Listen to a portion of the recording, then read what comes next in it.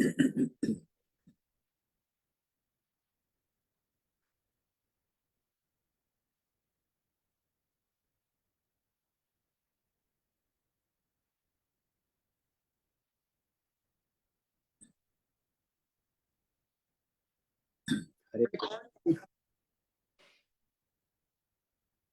ओम ज्ञानतिमिरन्धस्य ज्ञानञ्जनशलाकया चक्षुरुन्मिलितं येन तस्मै श्रीगुरुवे नमः। गुरुवे गौरचन्द्राय राधिकायै कृष्णाय कृष्णभक्ताय तद्भक्ताय नमो नमः। वाञ्छाकल्पतरुभ्यश्च कृपा सिन्धुभ्यैव च पतितानां पावनेभ्यो वैष्णवेभ्यो नमो नमः। संसारदुःखजलदस्य पतितस्य कामः क्रोधाद्नक्रमकृकवलितस्य दुर्वासनस्य निगृतस्य निराशयस्य चैतन्यचन्द्रमम देहि पदावलम्बम्। नित्यानन्दं नमस्तुभ्यं प्रेमानन्दप्रदायिने कलोकल्मषनाशाय जानवापतये नमः। हे कृष्ण करुणा सिंधु दीनबंधु जगतपते गोपेश गोपीकांत राधाकांत नमस्तुते। तप्त कांचन गौरांगी राधे वृंदवनेश्वरी वृषभानुसुते देवी प्रणमामि हरिप्रिये। भक्त्या विहीनाय अपराधलक्ष्यै क्षिप्तस्य कावादितरङ्गमध्ये कृपामयि तं शरणं प्रपन्न वृन्दे नुमस्ते चरणारविन्दम्। श्री कृष्ण चैतन्य प्रभु नित्यानंद श्री अद्वैत गदाधर शिवासदि गौर भक्तवृंद। सभी बोलो हरे कृष्णा कृष्ण कृष्ण हरे हरे हरे राम राम राम हरे हरे। हरे कृष्ण कृष्ण कृष्ण हरे हरे हरे राम राम राम हरे हरे। श्री श्री चैतन्य चरितामृत मध्य लीला श्री कविराज गोस्वामी जी की जय। इनकी कृपा से हम लोग महाप्रभु जी के बड़े सुंदर सुंदर कथाओं को हम लोग श्रवण कर रहे हैं, जिसमें भक्त का चरित्र, भगवान के चरित्र, श्री माधवेंद्र पुरीपाद जी का विशेष और साधकों को शिक्षा देने वाला जो सुंदर पावन चरित्र, जहां पर एक बड़ी विशेष बात हम लोगों ने कल श्रवण की थी। बड़ी विशेष बात क्या सुनी? प्रतिष्ठा। प्रतिष्ठा के संबंध में क्या सुना? रेमुना खींच और गोपीनाथ जी को छोड़ दिया प्रतिष्ठा के भय से, है ना। और जगन्नाथपुरी में गए, सोचा किसी को कुछ नहीं पता होगा। जगन्नाथपुरी में गए तो जगन्नाथपुरी में लोगों को पता है क्योंकि जो प्रतिष्ठा नहीं चाहता उसके पीछे पीछे प्रतिष्ठा दौड़ती है। जो प्रतिष्ठा चाहता है वो बेचारा रोता ही रह जाता है, कब मिलेगी कब मिलेगी। जब पुरी में पहुंचे, लोगों ने प्रतिष्ठा दी, भक्ति करने लगे, अर्थात सम्मान करने लगे, तो माधवेंद्र पुरीपाद जी का वहां पर दम घुट रहा है, निकलना चाहते हैं वहां से, लेकिन अपनी प्रतिष्ठा विशेष बात नहीं, भगवान की सेवा विशेष बात है। गोपाल जी ने चंदन मांगा मेरे से, वो चंदन को संग्रह करने के लिए, इकट्ठा करने के लिए मेरे को यहाँ रहना ही पड़ेगा। इसलिए अपना नहीं, भगवान की चिंता अधिक है। इसी के साथ साथ एक उदाहरण स्मरण हुआ है।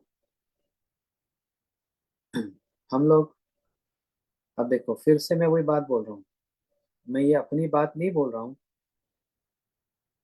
गुरु जी की स्मृति और उनकी विशेष बात को सबको कहने का प्रयास कर रहा हूँ। गुरु महाराज से दीक्षा लेने के बाद मैं और माधव प्रिय प्रभु, हम लोगों का दीक्षा जब हुआ तो उसके बाद हम, जगन्नाथपुरी में ही दीक्षा हुआ था 1997। उसके बाद हम लोग जब भी दिल्ली में आते थे तो सब लोग पूछते थे, अच्छा आपका दीक्षा हो गया, किन से हुआ? तो गुरु महाराज जी का जब नाम लेते थे, अच्छा हमने कभी सुना नहीं, ये कहाँ पर है महाराज जी? तो जब कथा सुनाते थे तो वो लोग भी भक्त बन जाते थे और हम सबको गुरु महाराज जी के पास ले जाते थे उनकी भी दीक्षा कराने के लिए, है ना। जो चीज हमको प्राप्त हुई वो सबको प्राप्त हुई, ऐसा मन में भावना आती है ना। जो प्रेम हमको प्राप्त है वो प्रेम सबको प्राप्त, जो स्नेह जो आशीर्वाद हमको प्राप्त है वो सबको प्राप्त हुई, ऐसे मन में अपने आप ही भावना आती है। क्यों आती है? सबको प्राप्त होने की भावना कब आती है? उस स्थान पर आती है जहां पर उसका अभाव नहीं है, वो वस्तु सीमित नहीं है, वह बहुत है। और झगड़ा कब होता है, ईर्ष्या कब होती है, जेलसी कब होती है? जहां पर वस्तु कम है, लेने वाले ज्यादा है, यहाँ पर झगड़ा लगता है। इसलिए इस भौतिक संसार में वस्तु का अभाव है, इसलिए यहाँ पर झगड़ा भी लगता है और ईर्ष्या जेलसी भी होती है। जैसे श्रील भक्ति विज्ञान भारती गोसाई महाराज जी एक बड़ी सुंदर बात बतलाते थे। कहते हैं कि देखो, जैसे मान लो आपके यहाँ पर 4 दिन तक पानी नहीं आएगा, घर में पानी नहीं आ रहा, और गवर्नमेंट ने टैंकर भेज दिया सबके पानी के लिए, सप्लाई के लिए, और सबको लाइन में लगकर पानी इकट्ठा करना है। रिस्ट्रिक्शन है, एक ही बकेट पानी, एक बाल्टी पानी ही ले सकते हैं बस। अब यहाँ पर सप्लाई हो गई थोड़ी सी और डिमांड है बहुत ज्यादा, लेने वाले लोग हैं बहुत ज्यादा, समझ रहे हैं? सप्लाई कम है, लिमिटेड, 1 बकेट ओनली। अब किसी ने एक बकेट पानी लिया और एक गिलास और ज्यादा ले लिया, अब जितने लोग पीछे खड़े ना सब झगड़ा करेंगे, क्यों इसको ज्यादा, क्यों इसको ज्यादा क्यों दे दिया? थोड़ा सा भी किसने ज्यादा लिया झगड़ा लगेगा, क्यों? सप्लाई कम है, डिमांड बहुत ज्यादा है। समझ आई बात? ऐसे ही दूसरी तरफ महाराज जी बतलाते हैं, जैसे गंगा जी के पास कोई जाए, गंगा जी का मीठा पानी कितना पवित्र पावन जल है गंगा जी का।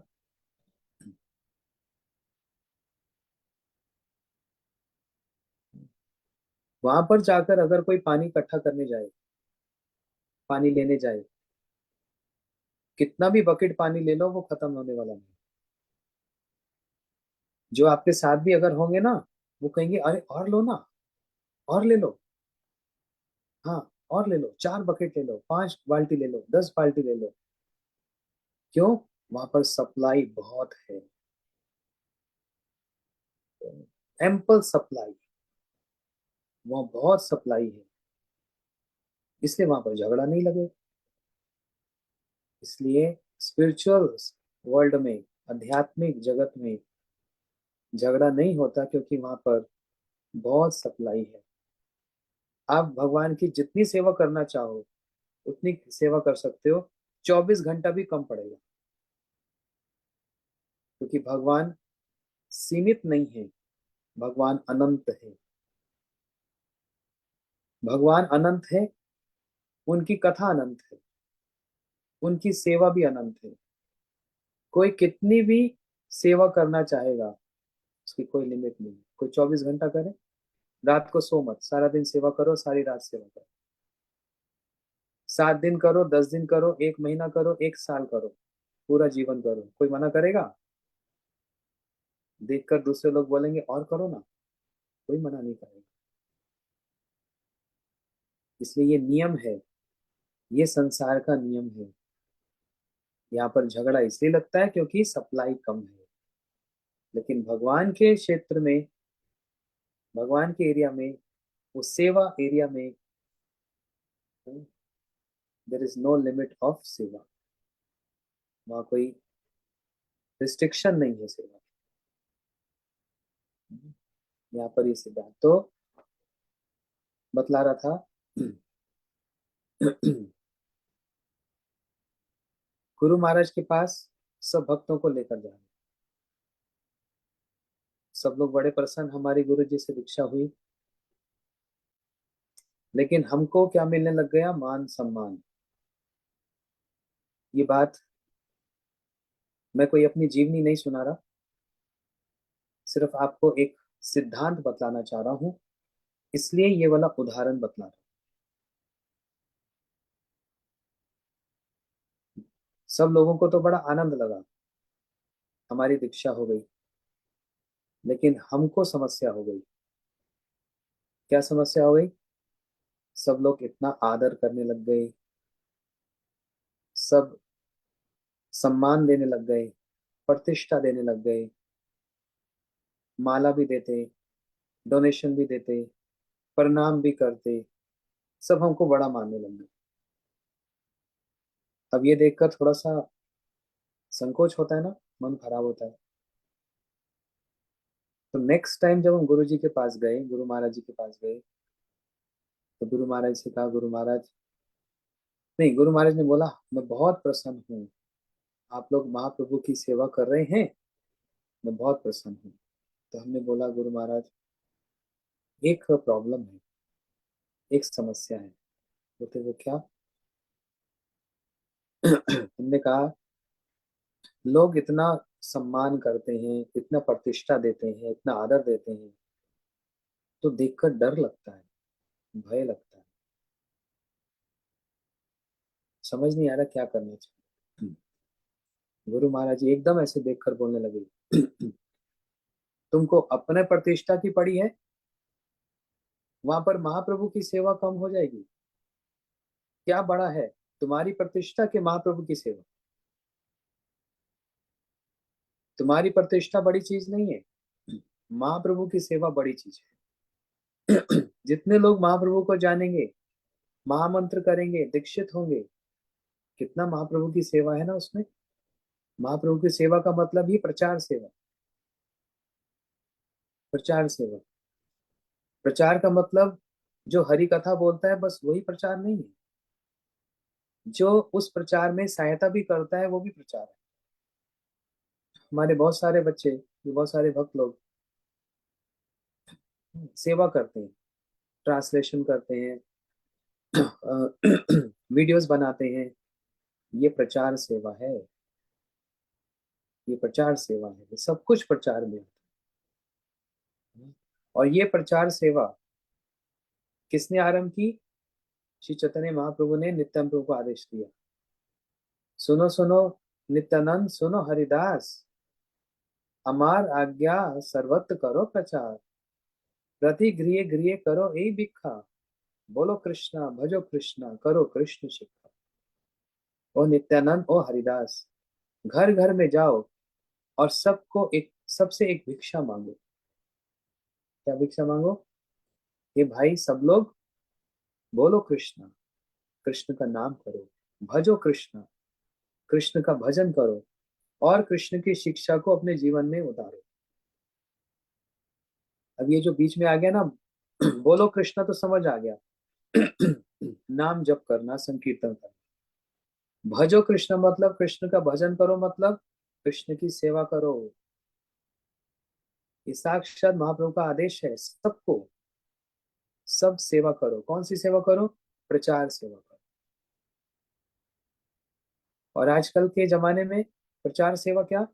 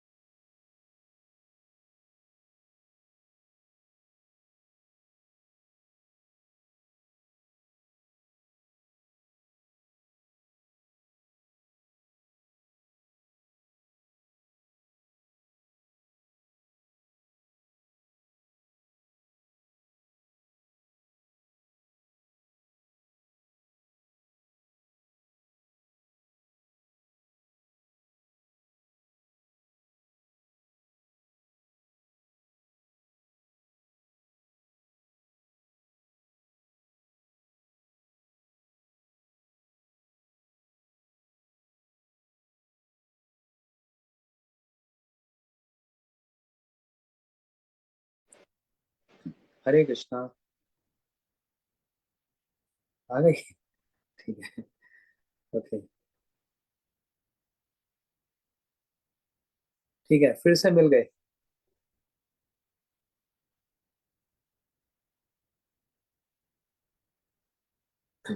अब आवाज आ रही है? ठीक है। तो गुरु महाराज जी कह रहे हैं, तुम्हारी प्रतिष्ठा बड़ी चीज नहीं है, महाप्रभु की सेवा बड़ी चीज है। श्री माधवेंद्र पाद जी प्रतिष्ठा के भय से जगन्नाथपुरी को छोड़कर जा रहे हैं। लेकिन फिर मन में क्या विचार आया, गोपाल जी ने सेवा मांगी है, वो सेवा छोड़कर कैसे जाऊं? ये विशेष बात हम लोगों ने सुनी। उसके बाद की बात, घाटी दान छाड़ाई ते राजपथ द्वारे, राजलेखा करी दिला पूरी पूरी गोसाई करे। मार्ग में जैसे टोल टैक्स होता है ना, ऐसे टैक्स लेने के लिए स्थान स्थान पर जैसे टैक्स वाले होते हैं, तो वो माधवेंद्र पुरी पास से टैक्स नहीं लेंगे। इसलिए राजा ने एक सर्टिफिकेट, एक पत्र जारी कर दिया कि कोई इनसे टैक्स नहीं लेगा, ये ऐसे जाएंगे। इसलिए टैक्स का जमाना 500 साल पहले भी था ना। आज हम लोग टैक्स देते हैं, इजी पास, टोल टैक्स देते हैं। तो ये टैक्स की जो परंपरा है, महाप्रभु जी के समय से है, 500 साल पहले। नहीं, ये टैक्स की परंपरा 5000 साल पहले से, जहां पर कृष्ण गोपियों से टैक्स मांग रहे हैं बरसाना में। गोपियों टैक्स दो। बोलते किस बात का टैक्स? रोज यहाँ से दूध दही लेकर जाते हो, ये बिजनेस टैक्स है। तो ये बड़ी सुंदर दान घाटी की और बरसाना की लीला आप लोगों ने सुनी है। तो ये बहुत पुरानी परंपरा है टैक्स लेने की। चलीला माधवपुरी चंदन लैया, कत दिने रेमुनाते उतरिला गिला गिया, गोपीनाथ चरणे कैला बहु नमस्कार, प्रेम वेशे नित्य गीत करिला अपार, पूरी देखी सेवक सब सम्मान करिला, खीर प्रसाद दिया तारे भिक्षा कराइला। बड़ी सुंदर बात आगे। श्री माधवेंद्र पुरी जी चंदन लेकर अब जगन्नाथपुरी से निकल पड़े। कहाँ जाना है? गोवर्धन। गोवर्धन की ओर प्रस्थान किया। कुछ दिन बाद वे रेमुना पहुंच गए। कहाँ रेमुना?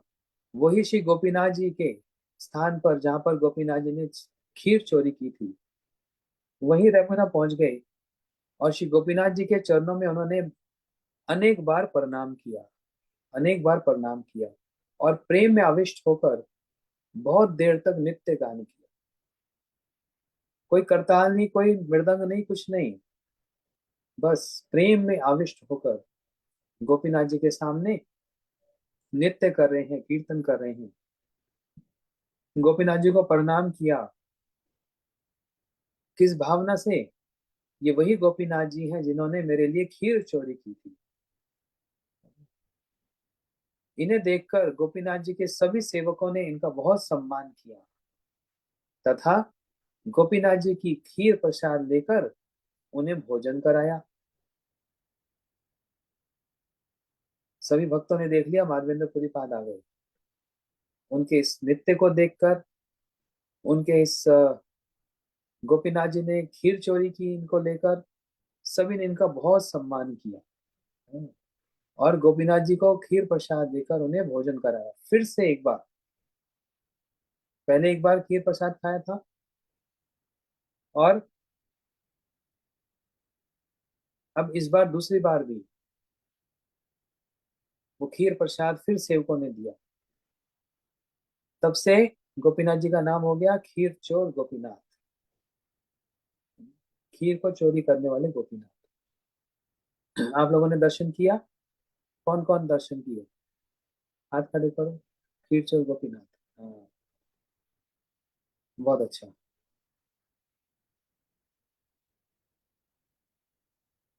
सही रात्रे दिवालय करीला शयन, शेष रात्रि हैले पुरी देखिला स्वपन, गोपाल आसिया कहे सुनो हो माधव, कर्पूर चंदन आमी पाइलम सब। उस रात श्री माधवेंद्र पुरी जी गोपीनाथ जी के मंदिर में ही सो गए, और रात के अंत में उन्होंने फिर एक स्वप्न देखा। देखा, इसलिए कहते हैं ना, 56 दंड रात्रि दिने जाने ना राधा गोविंद बिने, चारि दंड शुई था के स्वप्ने न राधा गोविंद बिने। हम जिसका सब समय चिंतन करते हैं, वो व्यक्ति स्वप्न में फिर आता है। माधवेंद्र पुरी जी दिन रात कृष्ण का चिंतन करते हैं तो स्वप्न में कौन आता है? बार बार गोपाल जी स्वप्न में आते। पहले गोपाल जी स्वप्न में आए थे। कौन? जो जमीन के अंदर धसे हुए थे, वे गोपाल जी। और कहा कि मेरे को बहुत ताप हो रहा है, मेरे लिए चंदन लाओ। ऐसे ये तीसरी बार अब गोपाल जी स्वप्न में आ रहे हैं, श्री माधवेंद्र पुरी पाद जी। इसलिए जो जिसका चिंतन में रहता है उसको वही स्वप्न में आता है। आप भूत प्रेत का चिंतन करो, सब समय भूत ही आएगा स्वप्न में। किसी प्रिय व्यक्ति का चिंतन करो, वही स्वप्न में आएगा। कोई अपने माता पिता का चिंतन करते हैं, वो सपने में आते हैं।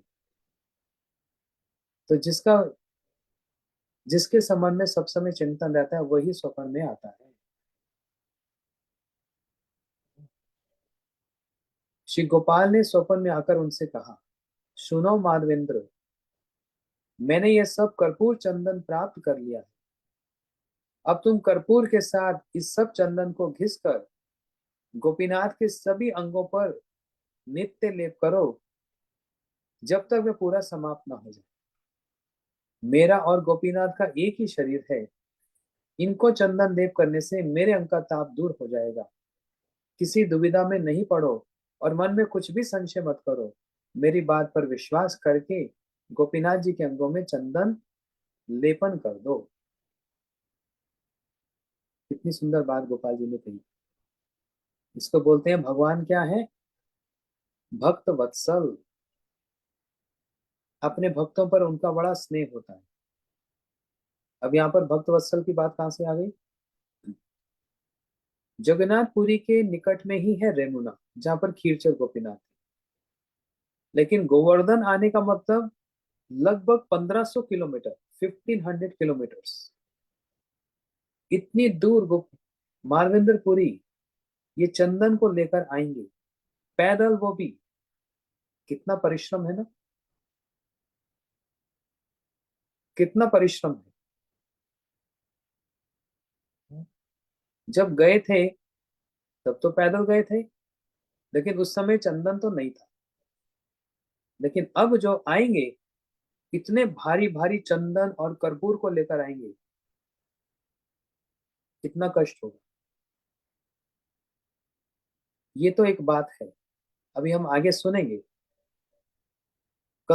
कष्ट ये भी है, रास्ते में कितने मुसलमान राजा बार बार छानबीन करेंगे, इस चंदन को स्पर्श करेंगे, ये अपवित्र न हो जाए।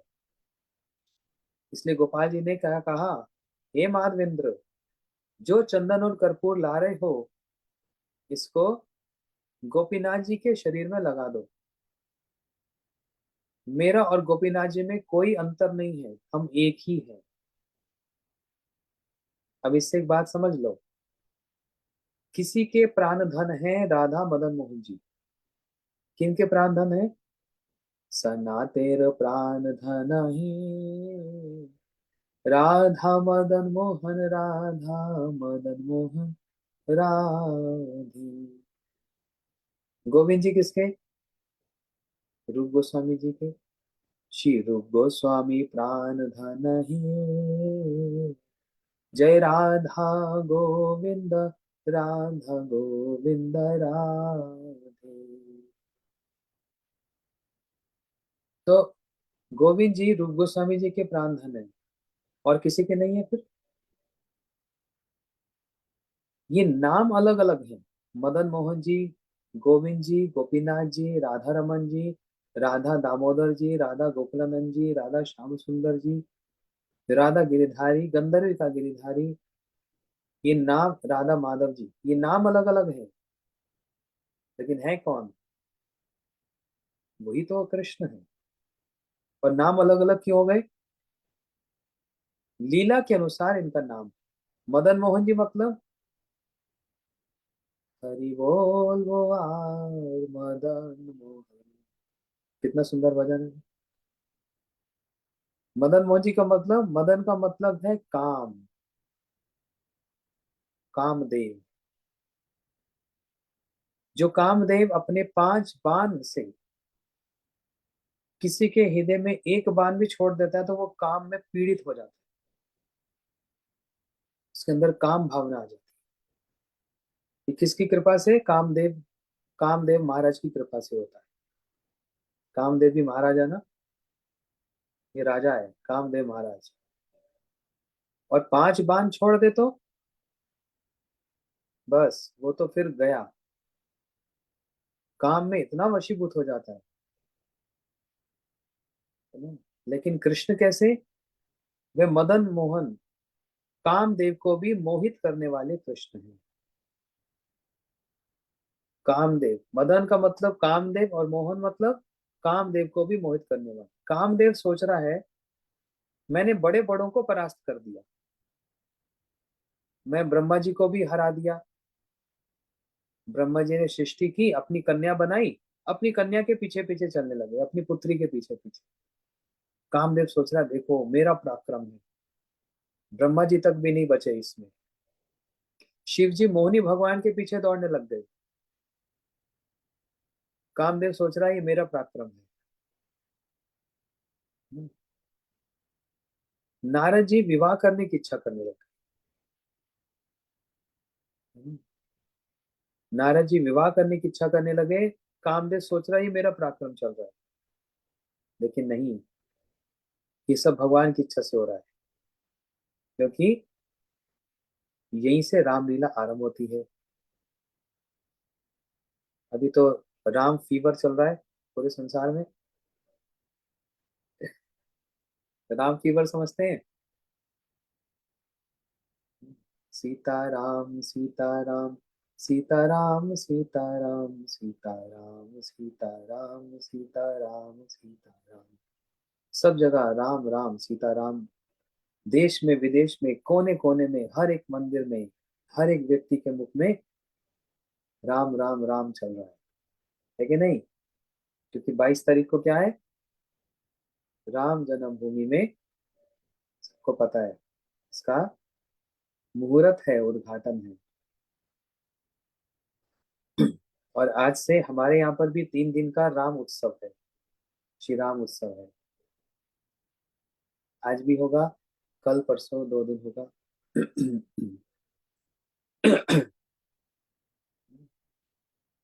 तो राम जी की कथा हो रही है। तो क्या बतला रहा था मैं? अब में से कोई बताने वाला भी नहीं, सबके मुंह तो बंद है वहां पर।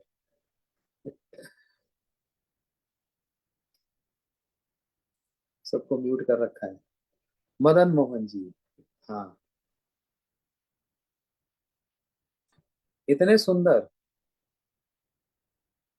मैं बोला था राम जी की लीला यहाँ से शुरू होती है। नारद जी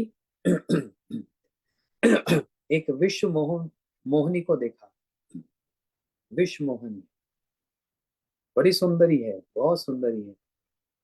कहने लगी नारद जी मेरा हाथ देखकर देखा, बतलाओ तो। नारद जी ने हाथ देखा, ओ, जिससे तुम्हारा विवाह होगा उसके पास तो धन ही धन हो जाएगा, और उसके पास तो बहुत संपत्ति हो जाएगी, और उसकी आयु बहुत लंबी होगी। तो नारद जी ने विचार किया तो मैं ही विवाह क्यों ना कर लूं इससे।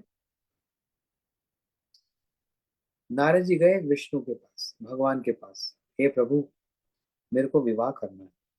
भगवान सोचने लगे तुम तो सन्यासी, तुम्हें विवाह करना है? हाँ, मेरे को विवाह करना है। मेरे को आप अपने जैसा मुंह दे दो ना, आप कितने सुंदर हो ना। हे भगवान आप कितने सुंदर, देखो भगवान की सुंदरता कैसी।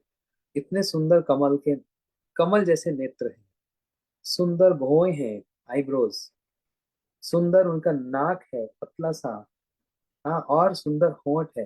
पूरा इतना सुंदर रूप है भगवान का कि एक बार कोई देखता है तो बस देखने का, बार बार देखने का मन करता है। नारद जी ने कहा अपना जैसा मुंह दे दो ना। भगवान, अच्छा ठीक है, मैं अपने जैसा मुंह दे देता हूँ। नारद जी को मुंह दे दिया। कैसा मुंह दे दिया? बंदर का मुंह दे दिया। बंदर का मुंह। क्योंकि भगवान का एक नाम है हरि। भगवान का एक नाम है हरि, है ना? और बंदर का भी एक नाम है हरि। बंदर को भी हरि कहते हैं। क्या करता है वो? हरण कर लेता है। बंदर भी। तो नारद जी वो बंदर का मुंह लेकर जब स्वयंवर में पहुंचे, जहां पर उसका स्वयंवर हो रहा था सुंदर कन्या का, बड़े बड़े सुंदर राजा राजकुमार वहां पर बैठे हैं, नारद जी वहां पर स्वयंवर में वे भी भाग लेने चले गए और सब जोर जोर से हंस रहे हैं, हा हा हा। नारद जी सोच रहे हैं, हाँ मेरा हरि जैसा मुंह है तो सब हंसेंगे, तो कोई रोएगा थोड़ा, इतना सुंदर होऊंगा मैं। लेकिन फिर देखा ये सब तो दूसरे तरह से हंस रहे हैं, ये हंसी तो दूसरे प्रकार की है ना, हंसी भी दूसरे अलग अलग तरह की होती है ना। कोई बात सुनकर हा हा हा कोई ऐसे हंसता है, और कोई हाँ। अब ये हाँ, ये हंसी जो है इसका तो मतलब ही कुछ और होता है। तो सब जब हंसे तो नारद जी सोचने लगे, ओ कुछ गड़बड़ है। एक सोने का एक मिरर, एक शीशा, उसमें अपना मुंह देखा तो बंदर जैसा मुंह। नारद जी को इतना गुस्सा आया, हे भगवान, मैंने आपके जैसा मुंह मांगा था, आपने बंदर जैसा मुंह दे दिया। मेरा विश्व मोहिनी से विवाह नहीं हो पाएगा। मैं भी आपको शाप देता हूं, जैसे मैं इस विश्व मोहिनी के विरह में तड़प रहा हूं, ऐसे आप भी अपनी पत्नी के विरह में तड़पेंगे, और हम बंदर ही आपकी सहायता करेंगे। आपने मेरे को बंदर बनाया तो बंदर की सहायता से ही आप अपनी पत्नी से मिल पाएंगे। रामलीला का फाउंडेशन तैयार हो गया। फिर बाद में जब भगवान ने अपनी योग माया को हटाया तो नारद जी सोचने लगे, हे भगवान, ये मैं क्या सोच रहा था, मैं क्या सोच रहा था, मैंने भगवान को शाप दे दिया। ये मैंने क्या किया, अरे अरे, मैंने क्या शाप दे दिया ना। नारद जी चिंता में पड़ गए, और वही हुआ फिर। सीताराम जी का विरह हुआ, और वानरों की सहायता से ही भगवान सीता जी तक पहुंच पाए। इसलिए रामलीला बड़ी सुंदर और हृदय को पिघालने वाली रामलीला। कोई रामलीला सुनकर, कहकर और पढ़कर यदि नहीं रोएगा, इसका मतलब उसका हृदय में कोई भी प्रेम नहीं है, उसका हृदय पत्थर से भी ज्यादा कठोर है। लेकिन चिंता की बात नहीं, पत्थर के जैसा हृदय भी रामलीला को कहकर, सुनकर और पढ़कर अपने आप ही पिघल जाएगा। जब पत्थर पिघल गए तो हृदय नहीं पिघलेगा। कोई कितनी देर तक पत्थर बना रहेगा, एक दिन तो प्रेम के कारण उसका हृदय पिघलेगा, एक दिन तो पिघलेगा, आज नहीं तो कल। बस उस प्रेम को श्रवण करो, कीर्तन करो और उसका स्मरण करो, एक दिन तो वो प्रेम के कारण पत्थर पिघलेगा। राम जी की लीला ऐसी है। आज से हम लोग सुनेंगे। मेरा हमारे यहाँ पर 3 दिन का उत्सव है। मैं थोड़ी सी बात कह देता हूँ राम जी के बारे में, क्योंकि फिर पता नहीं कब सुयोग मिलेगा। राम जी कैसे भक्त वत्सल हैं, अपने चारों भाइयों से विवाह प्रेम करते हैं।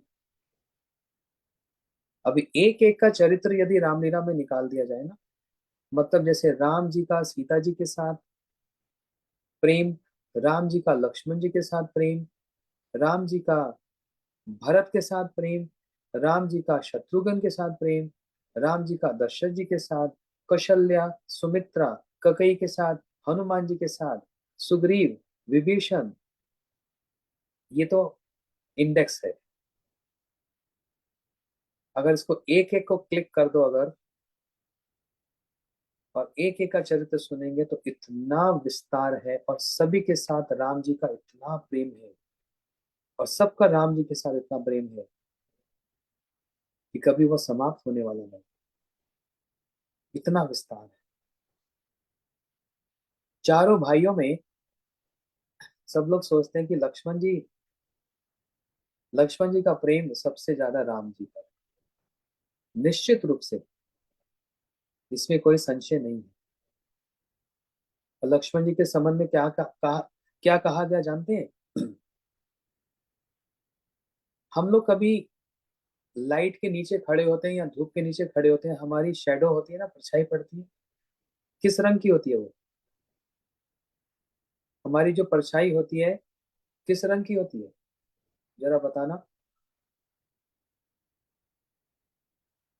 एक मैसेज तो करो, सारे मत करना। काले रंग की होती है ना परछाई हमारी। बोलते राम जी की परछाई काली नहीं, राम जी की परछाई है सोने जैसी, गोल्डन। बोलते वो कैसे? क्योंकि राम जी का रंग कैसा है? जैसे कृष्ण का रंग बताया श्यामल, श्याम और काला, श्यामल नीला और काला, ब्लैकिश ब्लू, ब्लैकिश ब्लू, ये कृष्ण का रंग है ना। थोड़ा थोड़ा सा ब्लू कलर और फिर थोड़ा थोड़ा काला, ऐसा। लेकिन राम जी का कैसा है? बोलते ग्रीनिश ब्लैक, हरे रंग के, और थोड़े से सांवले भी, हरा और सांवला। तो राम जी की अगर धूप में या परछाई अगर पड़े, शेडो अगर पड़े, वो गोल्डन कैसे हो सकती? किसी की परछाई तो हरी पीली लाल नीली कुछ नहीं होती, ग्रीन येलो, ऐसा कुछ नहीं होता, सबकी परछाई काली होती है ना। राम जी की परछाई काली नहीं है, राम जी की परछाई स्वर्ण जैसी है। क्यों? जानते क्यों? क्योंकि राम की परछाई है लक्ष्मण। लक्ष्मण कोई और नहीं, राम जी की अपनी परछाई है। और लक्ष्मण जी का रंग कैसा है? स्वर्ण जैसा, गोल्डन जैसा।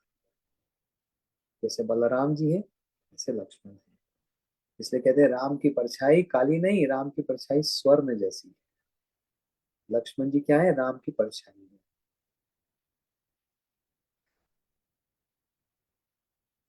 बहुत लंबी कथा है, आजकल में सुनाएंगे। लक्ष्मण तो राम जी के साथ रहे ना, भले ही उन्होंने तपस्या की, 14 वर्ष तक कोई भोजन नहीं किया, 14 वर्ष तक सोए भी नहीं, 14 years खाए भी नहीं सोए भी नहीं, राम जी की खूब सेवा की। तो इसलिए इसलिए ऐसा कहा जाता है, और सच भी है, कि लक्ष्मण जी का राम के प्रति कितना प्रेम है। लेकिन जितना भरत के प्रति राम जी का स्नेह है और प्रेम है ना, और जितना भरत जी का त्याग है ना, इतना किसी और का नहीं है। इतना किसी और का नहीं है, भरत से इतना प्रेम है। जब भरत जी को जब भरत जी ये पता लगा कि भैया राम वन में चले गए, उनको वनवास हो गया, और भरत सबको साथ लेकर राम जी को लेने के लिए जब जा रहे हैं, अब नदी पार करनी है। जैसी नदी के नीचे, नदी के निकट पहुंचे, एक ब्राह्मण मिले। बोलते भैया इसी मार्ग से गए हैं? बोलते हाँ इसी मार्ग से गए हैं।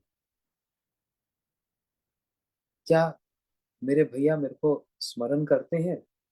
क्या मेरे भैया राम मुझको प्रेम करते हैं?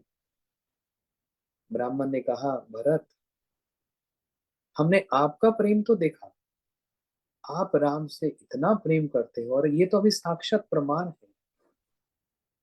आपके कारण सब कुछ हुआ, और आप ही सबको लेकर राम जी को वापस लेने के लिए आ रहे हो, आप स्वयं। लेकिन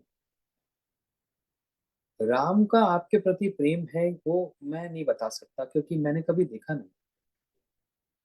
लेकिन हाँ आपको एक घटना बता सकता हूँ। बोलते बोलो ब्राह्मण बोलो, क्या घटना है?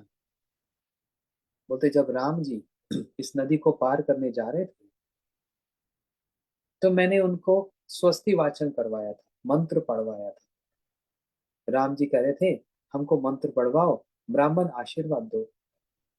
तो मैंने हाथ में जल दिया उनके, संकल्प करने के लिए जल दिया जाता है ना, संकल्प लेने के लिए जल दिया जाता है। ब्राह्मण जब हाथ में जल देता है तो संकल्प करने के लिए जल लेता है। बस यही अंतर है ब्राह्मण और भक्त में। ब्राह्मण हाथ में जल लेके संकल्प करता है, और भक्त हाथ में आंसू लेकर संकल्प करता है। अपने हाथ में अश्रु लेकर, अपने प्रेम के आंसू लेकर भगवान के लिए संकल्प करता है, और ब्राह्मण हाथ में जल लेके संकल्प करता है। ब्राह्मण ने कहा, मैंने तुम्हारे भैया राम के हाथ में जब जल दिया और जब संकल्प कराया, तो संकल्प के समय में क्या बोलते हैं? वारा कल्पे जम्बू द्वीपे भरत खंडे। जैसी भरत खंडे बोला, राम जी का हाथ हिलने लग गया, हाथ हिलने लग गया, पूरे शरीर में रोमांच होने लगा। और मैंने देखा झर झर झर उनकी आंखों से अश्रु बहने लगे। बस इतना स्मरण करने से ही भरत खंडे।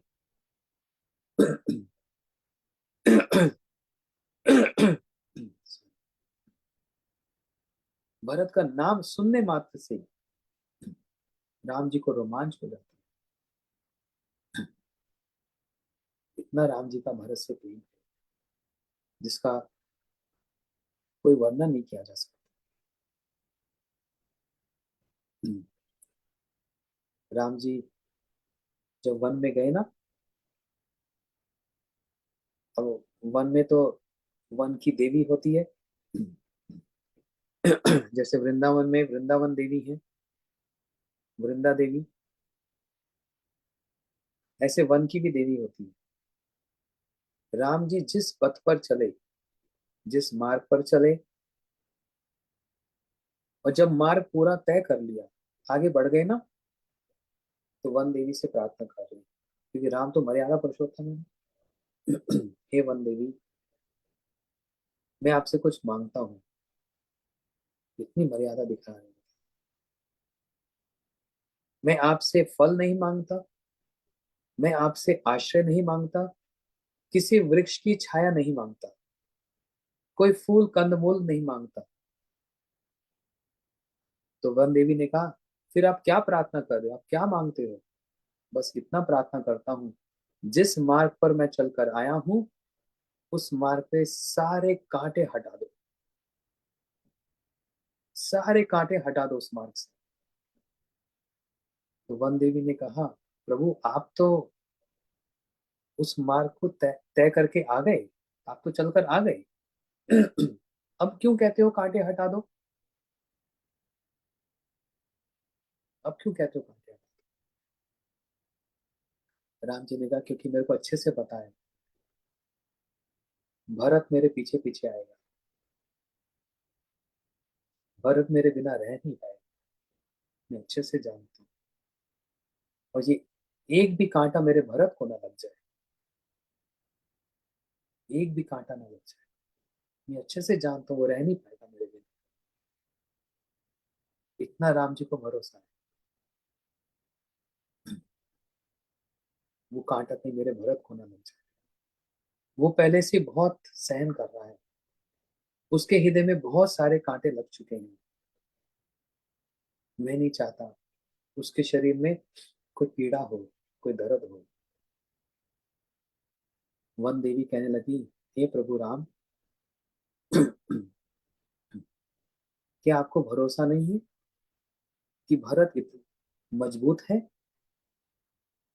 आपके भरत इतने कमजोर हैं क्या? क्या वो क्षत्रिय नहीं है? क्या वो कांटा सहन नहीं कर सकते? इतने कोमल है क्या?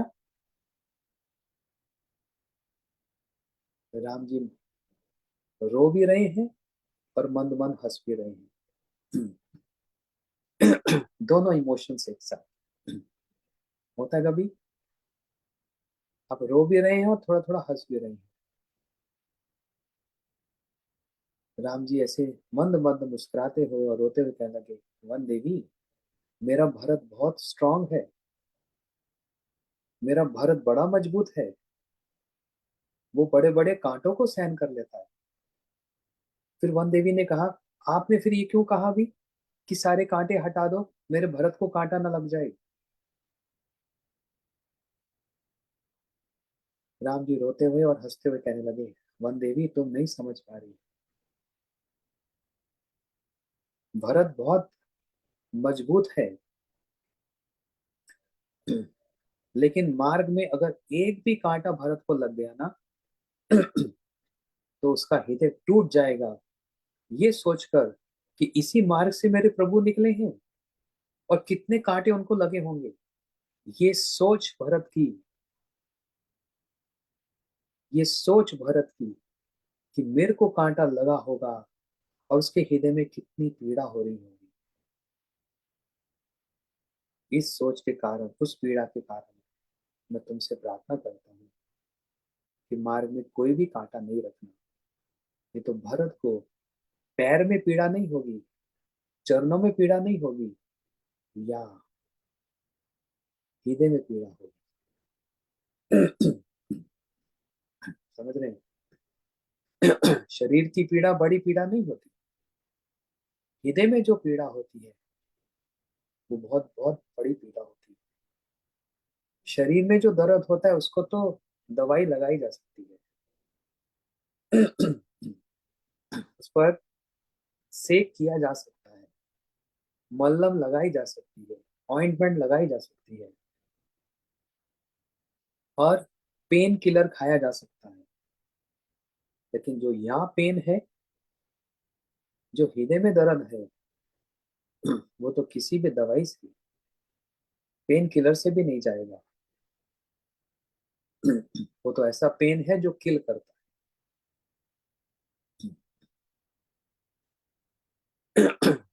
समझ रहे हैं? वो तो ऐसा पेन है जो किल करता है, वो पेन किलर नहीं है।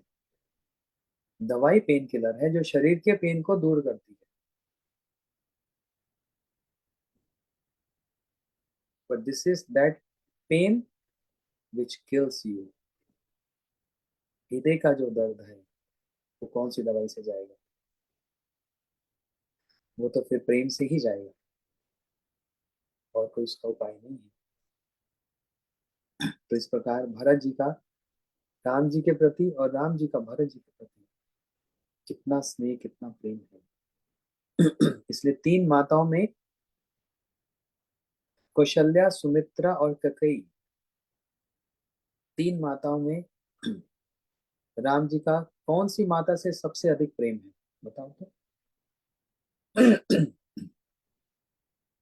कौन सी माता से सबसे ज्यादा प्रेम है राम जी को? कैकेयी से सबसे ज्यादा प्रेम। हाँ, कैकेयी से सबसे ज्यादा प्रेम। अपनी माता कौशल्या से तो है, सुमित्रा जी से भी है, लेकिन कैकेयी से सबसे ज्यादा प्रेम। क्यों है? जानते हो क्यों कैकेयी से ऐसा प्रेम? क्योंकि कैकेयी के पुत्र हैं भरत।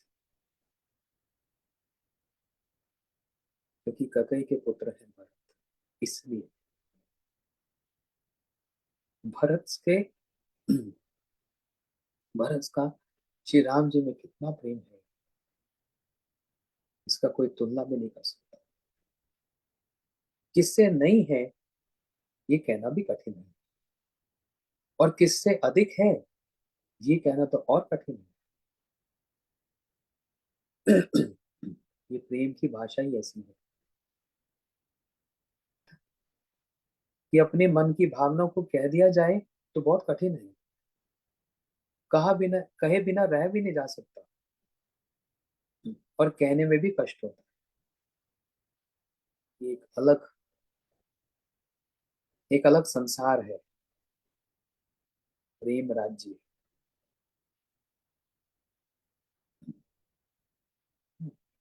इसलिए श्री राम जी का कैकेयी से इतना प्रेम, और कैकेयी का राम जी से प्रेम, क्योंकि भरत से प्रेम है, और कैकेयी भरत जी की माता है। बहुत से कारण हैं, खैर। रामलीला तो ऐसी जो कि रुलाने वाली है और हृदय को पिघालने वाली है, और रामलीला ऐसी जो एक बार शुरू हो जाए तो फिर रावण को मार कर ही खत्म होती है। बोलो सियावर रामचंद्र की जय। इसलिए मैं बोला राम फीवर चल रहा है, राम ज्वर, राम जी का बुखार। अच्छा है ना, सब जगह राम राम राम राम हो रहा है, पूरा संसार सुन रहा है। और मैं तो बार बार एक बात बोलता हूँ, मेरी बनाई हुई नहीं, एक भक्त से सुनी, बिना राम के तो संसार ही ना चले। संसार एकदम स्टेगनेंट हो जाए, रुक जाए बिना राम जी से। वो कैसे? आजकल है डिजिटल कंप्यूटर वर्ल्ड, और कोई भी कंप्यूटर रैम के बिना नहीं चलता। सारे कंप्यूटर में रैम होता है ना। अब उसका अंतर यही है, आप उसको रैम कहो, ये लोग रैम कहते हैं, हम उसको राम कहते हैं। तो बिना राम के तो संसार भी ना चले। एक दिन के लिए सोच लो, सारे कंप्यूटर बंद हो जाए, पूरा संसार रुक जाए। तो राम जी के बिना संसार कैसे चल सकता? बोलो सियावर रामचंद्र की जय। अच्छा, यानी हम लोग क्या सुन रहे थे? हाँ, श्री गोपाल जी ने स्वप्न में आकर कहा, सुनो माधवेंद्र, मैंने ये सब कर्पूर चंदन प्राप्त कर लिया, मतलब आप मेरे लिए लाए हो, इसलिए मैंने प्राप्त कर लिया। इसमें एक सिद्धांत और समझना। देखो गोपाल जी ने क्या कहा है, आप मेरे लिए कर्पूर और चंदन ला रहे हो, मैंने प्राप्त कर लिया। अरे कहाँ प्रभु, अभी तो हम रास्ते में है, गोपाल जी के पास तो अभी पहुंचे नहीं। तो कैसे कह रही है गोपाल ने मैंने प्राप्त कर लिया? ये भावना को समझना। जब हम अपने घर में ठाकुर जी के लिए कुछ भोग बनाते हैं, या फिर ठाकुर जी के लिए बाजार से कुछ लेकर आते हैं, उसी समय वो भोग तो लग ही गया, उस समय भोग लग गया, क्योंकि उसका उद्देश्य ठाकुर जी है। मान लो घर में हमने पूरी हलवा बनाया, अरे आज बड़ा अच्छा दिन है, आज राम जी का वो होगा, राम जन्मभूमि में आज हम अपने ठाकुर जी के लिए पूरी बनाएंगे, हलवा बनाएंगे, राम जी को लड्डू पसंद है वो बनाएंगे। और श्री कृष्ण ने अन्नकूट में क्या बोला? मूंग दाल। आप अपने घर में भी राम जी का स्मरण करके बना सकते हैं और अपने ठाकुर जी को भोग लगाएं, कर सकते हैं। तो जैसे हमने हलवा पूरी कुछ बनाया भगवान के लिए, जब हम बना रहे हैं ना, उसी समय भगवान ने उसको ग्रहण कर लिया, क्योंकि उनके उद्देश्य के लिए बनाया जा रहा है, उनकी प्रसन्नता के लिए बनाया जा रहा है। वो तो उसी समय भोग लग गया। ये एक लेवल है भोग लगने का, एक भावना का। और जब हम तुलसी रखकर भोग लगाते हैं, फिर तो बिल्कुल ही पक्का भोग लग गया, स्पष्ट रूप से भोग लग गया। उसी प्रकार गोपाल जी ने कहा, आप मेरे लिए कर्पूर चंदन ला रहे हो, मैंने तो प्राप्त कर ही लिया। वही कर्पूर चंदन अब गोपीनाथ जी को लगा दो, अब जहां पर हो वहीं लगा दो, क्योंकि मेरा और मुझ में और गोपीनाथ जी में कोई अंतर नहीं, हम एक ही है कि नहीं? इससे एक और सिद्धांत समझो। भक्ति सिद्धांत सरस्वती ठाकुर प्रभुपाद जी बतलाते हैं क्या, कोई यदि ये कहे कि मेरे ठाकुर जी कम हैं और वृंदावन के ठाकुर जी बड़े हैं, ये अपराध है। सभी विग्रह एक समान हैं, सभी विग्रह। मेरे कम हो गए और वृंदावन नवदीप वाले बड़े हो गए, ये विग्रह के चरणों में अपराध है। ऐसी भावना कभी नहीं करनी चाहिए। हाँ, उनका एक वैशिष्ट्य है, स्पेशलिटी है, वो हमारे गोस्वामी जी के द्वारा प्रतिष्ठित है और उनकी सेवा हुई है। एक वैशिष्ट्य मानना तो अलग बात है, लेकिन उसको पृथक मानना, अलग मानना, ये अपराध है। और इस बात को आज गोपाल जी ने स्पष्ट रूप से ये बात कहकर प्रतिष्ठित कर दिया कि जो कर्पूर चंदन मेरे लिए ला रहे हो वही घिसकर पूरा का पूरा गोपीनाथ जी के शरीर में लगा दो, क्योंकि उनको चंदन लेप करने से मेरे अंग का ताप दूर हो जाए। कहाँ गोपीनाथ जी हैं, कहाँ गोपाल जी? 1500 किलोमीटर का फर्क है लगभग।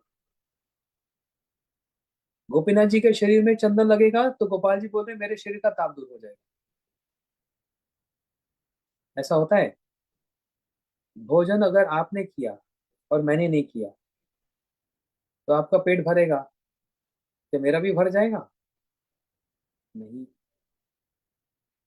मेरा पेट नहीं भरेगा। मैं खाऊंगा तो आपको नहीं लगेगा, मेरे को लगेगा, क्योंकि हम अलग अलग हैं, हम पृथक पृथक हैं। हमारी भावना अलग है, हमारा प्रेम अलग है, हमारा स्तर अलग है, हमारा लेवल अलग है। लेकिन भगवान शिव विग्रह वो सब एक ही है। यहाँ पर यही बात प्रतिष्ठित की जा रही है, गोपाल जी के द्वारा स्टैब्लिश की जा रही है। इसलिए किसी दुविधा में नहीं पड़ो, मन में कुछ भी संशय मत रखो, मेरी बात पर विश्वास करके गोपीनाथ जी के अंग में चंदन का लेप करो। है ना? इसके संबंध में भक्ति सिद्धांत प्रभुपाद जी कह रहे हैं कह रहे हैं गोपाल को न लगाकर गोपीनाथ जी को चंदन लगाने का तात्पर्य ये है कि श्री गोपाल की भूमि है वृंदावन, जो यमुना से बहुत योजन दूरी पर है।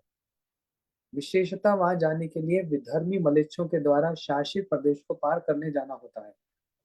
इसमें बहुत विघ्न बाधाएं हैं, इसलिए प्रियतम भक्त श्रेष्ठ माधवेंद्रपुरी को कष्ट होगा, ऐसा जानकर भक्त वत्सल भक्त प्रेम के वशीभूत गोपाल ने अपने अभिन्न विग्रह श्री गोपीनाथ के श्रीअंग में चंदन लेपन करने के लिए कहकर भक्तों के श्रम को सफल परकम किया। अच्छा, मैं बतलाता हूँ इस बारे में। श्रील भक्ति सिद्धांत प्रभुपाद जी क्या कह रहे हैं? गोपाल तो बैठे वृंदावन में और गोपीनाथ जी है यमुना में जगन्नाथपुरी के पास। तो क्यों गोपाल जी ने ऐसा कहा कि गोपीनाथ जी को ही चंदन लगा दो, यहाँ लाने की आवश्यकता नहीं? भक्त वत्सलता, भक्त वत्सलता। इतनी दूर माधवेंद्रपुरी कैसे वो चंदन लेकर आएंगे? उनको कष्ट होगा, परिश्रम होगा। जहां पर भक्त अपने भगवान के लिए, उनकी प्रीति के लिए अपने नियम को तोड़ रहे हैं। मैं कभी कुछ नहीं खाऊंगा जीवन में, लेकिन 2 बार खीर खा ली। किसके लिए नियम तोड़ा? अपने भगवान के लिए। भगवान ने भी नियम तोड़ दिया। ये यथा माम प्रवदन्ते ताम सदैव भजामि। भगवान ने भी नियम तोड़ दिया।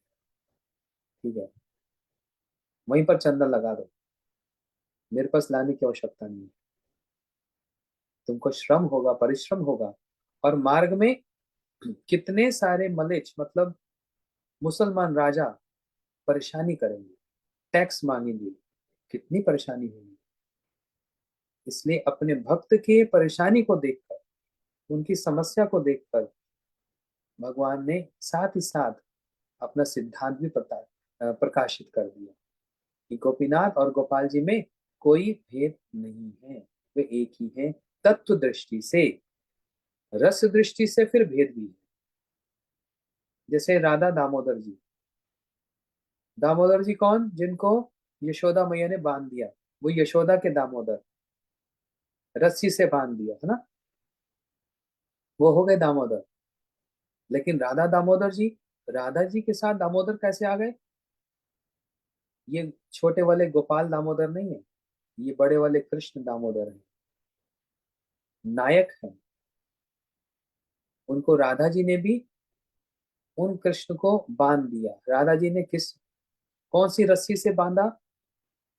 यशोदा मैया ने तो रस्सी से बांधा, सच वाली रस्सी। और राधा रानी ने कौन सी रस्सी से बांधा? वो थे प्रेम की रस्सी से। एक फूल की माला ले ली और फूल की माला से कृष्ण को बांध दी, प्रेम पाश से। हाँ, बड़ी अच्छी बात बताई। राधा रानी ने प्रेम पाश से बांध दी। ये रस्सी ऐसी है जो तोड़ी भी नहीं जा सकती, है ना। यशोदा मैया ने गोपाल जी को जिस रस्सी से बांधा, गोपाल चाहते हैं उस रस्सी को खोलना, लेकिन जिस रस्सी से राधा रानी ने उस प्रेम पाश से, उस प्रेम की रस्सी से कृष्ण को बांधा, वो प्रेम की रस्सी ऐसी है, कोई खोलना भी चाहे, पहली बात तो कोई खोलना नहीं चाहता, उसी प्रेम में बंद रहना चाहता है, और कोई खोलना भी चाहे तो खोल नहीं सकता। जिसने प्रेम से बांधा वही खोल सकता है, जिसके प्रेम में बंधा वही खोल सकता है, और कोई नहीं खोल पाएगा। चलो, समय हो गया। बड़ी सुंदर सुंदर कथा है। अभी तो मेरा अ, मुझे ऐसा लग रहा है अभी कथा आरंभ की है, अभी तो स्टार्ट हुआ, और लगा टाइम पूरा हो गया। कब समाप्त हो गया 1 घंटा पता ही नहीं लगता, है ना। किसी से बात करो, कथा सुनाओ, 1 घंटा 2 घंटा कहाँ बीत जाता है पता नहीं लगता। लेकिन आप लोगों को कष्ट होगा, वहाँ रात हो रही है, इसलिए अभी कथा को रखेंगे। रिजल्ट अभी नहीं बताएंगे, कल परसों 2 दिन की छुट्टी है, सैटरडे संडे की छुट्टी,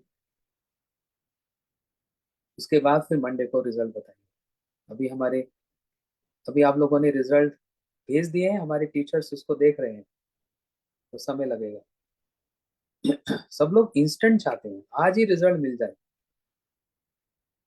हम्म, ठीक है।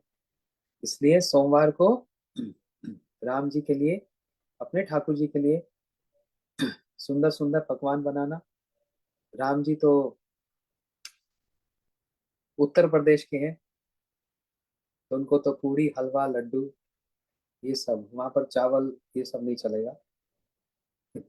थोड़ा सा बनाना वो भी, लेकिन पूरी पकौड़ा लड्डू ये सब राम जी के उद्देश्य से भोग लगेगा, अपने ठाकुर जी को प्रसन्न करेंगे। गौर प्रेमानंदे हरि हरि।